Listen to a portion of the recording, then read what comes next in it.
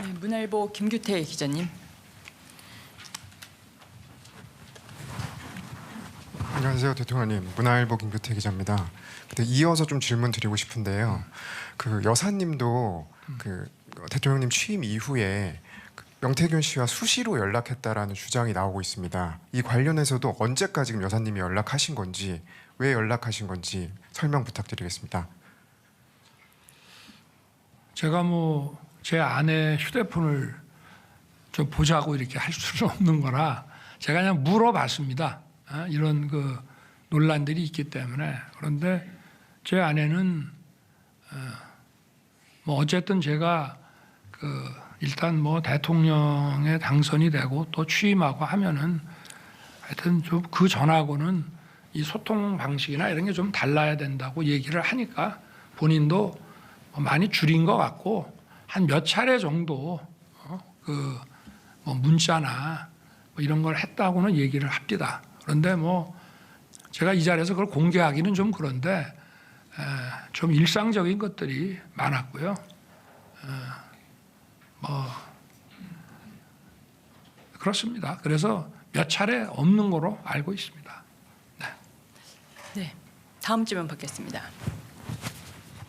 네, 국민일보 이경원 기자님. 예, 대통령님 안녕하십니까? 국민일보 이경원입니다. 명태균 씨의 녹취에 기반한 여러 의혹들에 대해서 오늘 이 기회를 빌어서 상세하게 대통령님의 직접 설명을 청하고 싶습니다. 중요한 키워드들로 간추려 보자면 한 세 가지쯤이 될 것 같습니다. 우선 여론 조작, 다음은 공천 개입, 끝으로는 창원 산단입니다. 이 의혹들에 대해서 제가 뭐 되풀이해서 설명을 하는 것은 오늘 시간상 옳지 않을 것 같고, 여러 대목에 대해서는 검찰의 수사도 예정이 되어 있겠습니다만 이 기자회견 자리를 통해서 많은 국민들이 납득할 만한 설명을 들을 수 있도록 책임 있게 말씀을 부탁드리고자 합니다. 그러니까 여론 조작 또 공천 개입. 공천 창원. 저는 명태균 씨한테 무슨 여론조사를 해달라는 얘기를 한 적은 없습니다.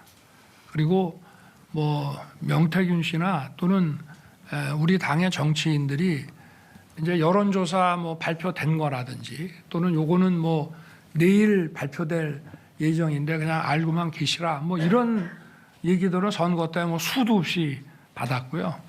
그리고 뭐 제가 여론조사를 조작할 이유도 없고 여론조사가 잘 나왔기 때문에 늘 뭐 그거를 조작할 이유도 없고, 그리고 뭐 또 잘 안 나오더라도 그거를 조작한다는 거는 그거는 전 인생을 살면서 그런 짓은 해본 적이 없습니다.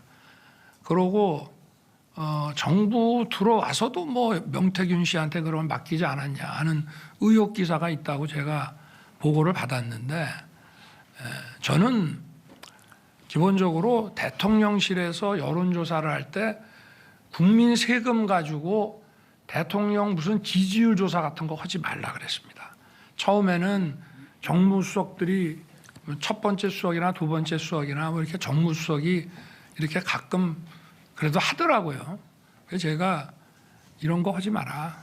정책을 여론조사를 해라. 그래서 저게 아마 1년에 예산이 뭐 이렇게 많지는 않은 것 같은데 저희 정부는 정책을 중심으로 해서 이 정책에 대한 국민들의 반응이 어떤지 그걸 주로 하지, 대통령 지지율 조사는 정말 지금까지 5손가락 안에 했던 것 같고, 그리고 그거 들고 와서 제가 다음부터는 이런 거 하지 말라고 그랬습니다. 네.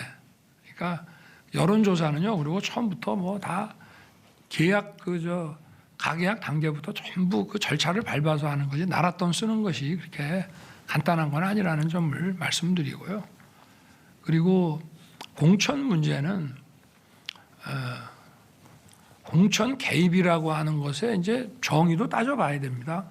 예를 들어서 제가 당선인 시절에 뭐 지방선거와 동시에 시행하는, 대선과 동시에 시행한 국회의원 재보궐선거가 몇 개 있었고요. 또 6월 1일 지방선거와 동시에 하는 또 국회의원 재보궐선거가 있는데 대개 그 재보궐에 나갈 사람들은 거의 정해져 있습니다. 그걸 뭐 새롭게 이렇게 뭐 대규모 총선을 할 때 같이 인재영입위원회 만들고 뭐 공천심사위원회 뭐 엄정하게 뭐 해서 채점하고 막 이렇게 하는 것이 아니라 어느 정도 비스슨하게 하지만 대개 그거는 정해져 가지고 당시에도 저는요 그 당선인 시절에 그 2달 동안 우리 경호원들이 저한테 그랬습니다. 당선인이 이렇게 늦게까지 일하는 거 처음 봤다고. 정말 안가에서 새벽 한 2시까지 그 장차관과 차관급에 대한 인사 또 필요하면 저 인터뷰도 직접 해야 되고 그런 시기이기 때문에 뭐 그런 당에서 진행하는 공천을 가지고 제가 왈가불가할 수도 없고 또 인수위에서 진행되는 걸 꾸준히 보고받아야 되고 저는 저 나름대로 그야말로 고3 입시생 이상으로 바빴던 사람입니다.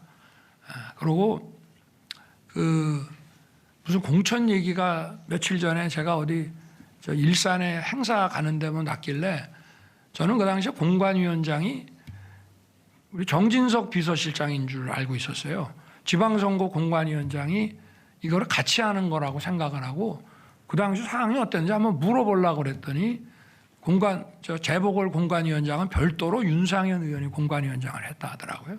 그만큼 저는 당의 이런 공천에 관심을 가질 수 없었고 그리고 오히려 뭐 당에서 어떤 그 공천을 진행해 나가는데 좀 그 당의 이제 중진 의원들 중에 저한테 전화해서 뭐 좀 이런 점들은 좀 여론이 좀 좋지 않으니 좀 더 바람직하게 하게 해달라고 저한테 막 부탁하는 경우는 있지만 그런 경우에도 원리 원칙에 대한 얘기만 했지 누구를 공천을 주라 이런 얘기는 해본 적이 없습니다. 그러니까 그 전화 그 내용이라 그게 뭐 전화 내용인지 아니면은 저 텔레그램 통화를 뭐 녹음을 한 건지는 잘 모르겠습니다만은 하여튼 저는 오랜만에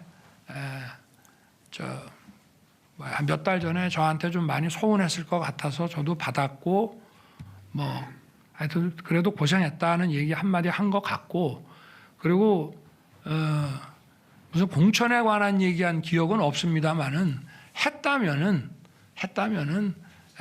당에 그냥 이미 정해진 얘기 아마 그 시기에는 거의 정해졌을 것이고 뭐 다른 선택의 대안도 없고 당에서도 아마 공관위와 최고위에서 딱딱 찍어서 전략공천으로 마무리를 다 지은 것 같은데요. 그래서 뭐 그렇다는 점을 말씀드리고 뭐 예를 들면 총선 때도 마찬가지입니다. 사람들이 이렇게 뭐 누구누구가 좋다 해가지고 저한테 알려주면 저는 그대로 인재영입위원회에다가 그냥 패스시켰습니다. 누구를 꼭 공천 줘라라고 그렇게 사실 얘기할 수도 있죠.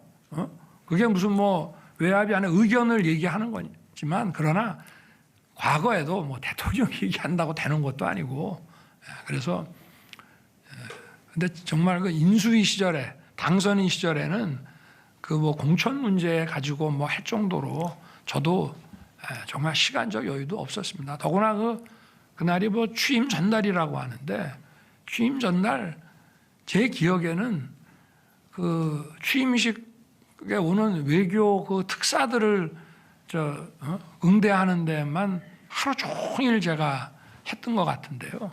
하여튼 뭐 그렇습니다. 솔직하게 다 말씀드리는 겁니다. 그리고 또 뭐 산단 창원 산단 공정 문제. 창원 산단을 포함해서 한 10몇 개의 국가 산단은요. 제 대선 공약입니다. 그리고 이 산단의 지정이라는 거는 다 오픈해서 진행하는 거지 비밀리에 진행하는 게 아니고요. 신청을 받습니다. 받고 저걸 이제 산업 정책적인 면과 또 토지에 대한 이런 인허가 뭐 형질 변경 이런 게 들어가야 되기 때문에 국토부와 산자부가 이제 같이 진행을 해 나가는 건데 그 위원회를 만들어서 전부 진행을 하고 그걸 응하려고 하는 이제 각 지방자치단체에서 자기들이 뭐 적극적으로 자료도 내고 이렇게 해서 결론이 나는데 뭐 저도 위원회에서 이렇게 결정이 났다 그러면 결정이 났느냐고 보고받고 보고받으면 바로 대통령이 보고받는 즉시 바로 푸는 거거든요. 언론에 릴리스하는 겁니다. 뭐 저한테 해서 제가 보고 다시 조정을 해서 뭐 마지막 도장을 찍어줘야 되는 것이 아니고 이 절차 자체가 마치 재판하듯이 쭉 위원들이 이걸 받아서 결정을 하면은 아마 그래도 제가 언론에 난 거 보고 알아서는 안 되니까 대통령께 보고가 갔다 그러면 아마 즉시 언론에 릴리스 하는 거라 그리고 뭐 그거를 누구를 뭐 제가 전화해서 뭐 됐다 말았다 그런 거 자체를 할 수도 없고 그러니까 뭐 그런 식으로 생각하시면 될 것 같습니다. 네.